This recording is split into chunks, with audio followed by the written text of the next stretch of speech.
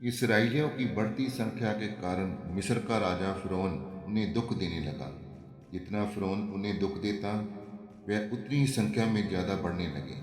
फिर राजा ने एक दिन दो दाइयों को आज्ञा दी कि इसराइलियों के हर एक बालक को पैदा होते ही मार दिया जाए, क्योंकि फ़िरौन को डर था कि अगर इसराइली इसी तरह बढ़ते गए तो वह एक दिन हमारे दुश्मनों के साथ मिलकर हमारे साथ ही लड़ेंगे।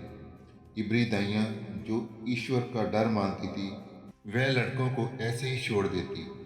तब फ़िरौन ने निर्णय लिया कि इसराइलियों के हर एक नवजात शिशु को नील नदी में फेंक दिया जाए। फिर एक दिन लेवी परिवार में एक लड़का पैदा हुआ। उसकी माँ ने जैसे ही उसे देखा तो उसे छिपाने का निर्णय लिया, लेकिन ज्यादा देर तक छुपा ना सकी। आखिरकार 3 महीने के बाद उसकी माँ ने एक पपीरस की टोकरी बनाई, उसे अच्छी तरह से सील किया और उसमें बच्चा रखकर नील नदी में झाड़ियों के अंदर छोड़ दिया। मूसा की बड़ी बहन उसे देखती रही। शाम के समय फ़िरौन की बेटी अपनी सहेलियों के साथ स्नान करने आई। जब उसने टोकरी देखी तो बाहर निकालने को कहा। जैसे ही टोकरी को खोल कर देखा तो बच्चा हंसने लगा। उसका दिल पिघल गया। उसने कहा, ये अबरानियों का बच्चा है। मूसा की बहन ने उसे पास आकर कहा, क्या मैं इब्रानी महिला को बुलाकर लाऊं जो इसे दूध पिला सके। जैसे ही फ़िरौन की बेटी ने सहमति दी, तुरंत ही उसने अपनी माँ को बुलाया। मूसा की माँ ने उसे पाला।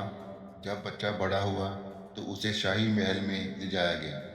फ़िरौन की बेटी ने उसका नाम मूसा रखा, जिसका अर्थ है पानी से निकाला गया।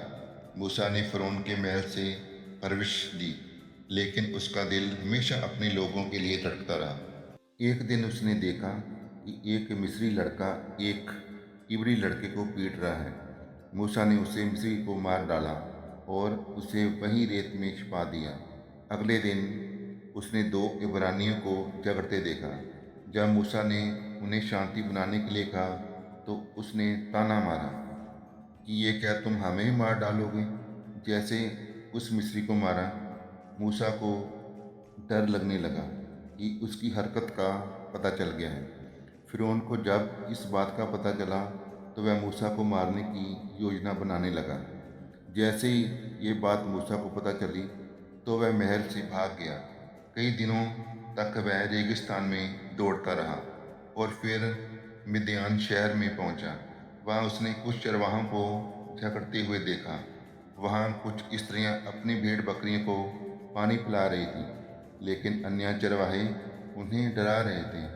मूसा आगे बढ़ा, अन्य चरवाहों को खदेड़ दिया और भेड़ बकरियों को पानी पिलाने में उनकी मदद की।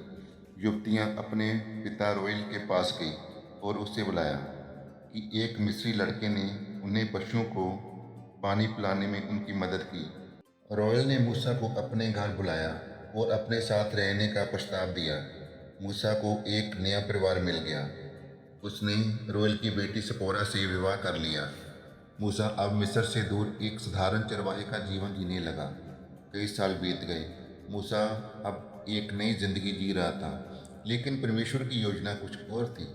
जब एक दिन मूसा अपने पशुओं को चुराते हुए सिनाई पर्वत पर पहुंचा तो उसने एक अद्भुत दृश्य देखा। एक झाड़ी जल रही थी, लेकिन भस्म नहीं हो रही थी। मूसा आश्चर्य होकर आगे बढ़ा। तभी एक गूंजती हुई आवाज आई, हे मूसा, हे मूसा। वह घबरा गया।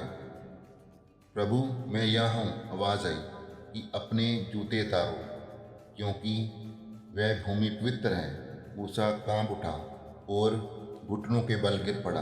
परमेश्वर ने कहा, मैं तेरे पुरजों का परमेश्वर हूँ।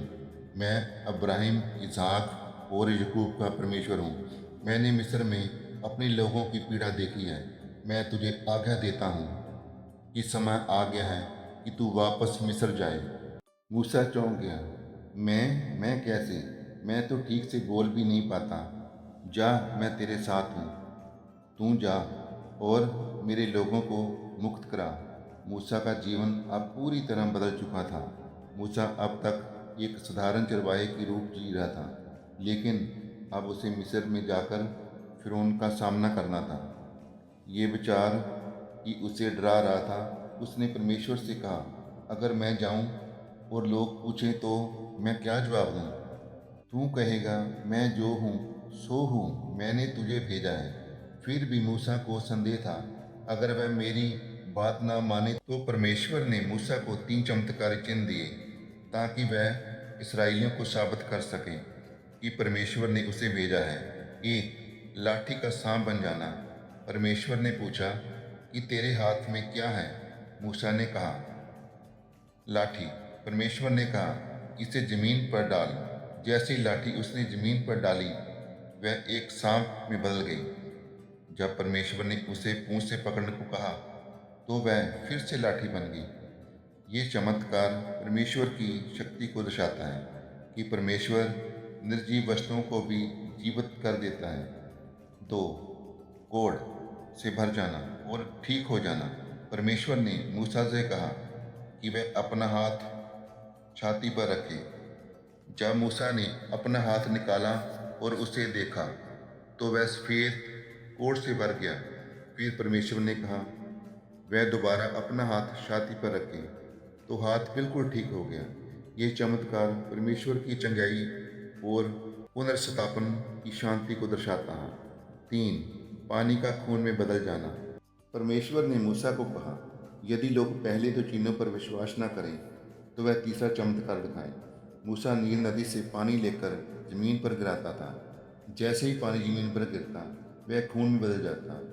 ये दर्शाने के लिए था कि परमेश्वर नदियों पर भी अधिकार रखता है और न्याय कर सकता है। ये तीनों चिन्ह साबित करने के लिए दिए गए थे कि मूसा परमेश्वर द्वारा भेजा गया है।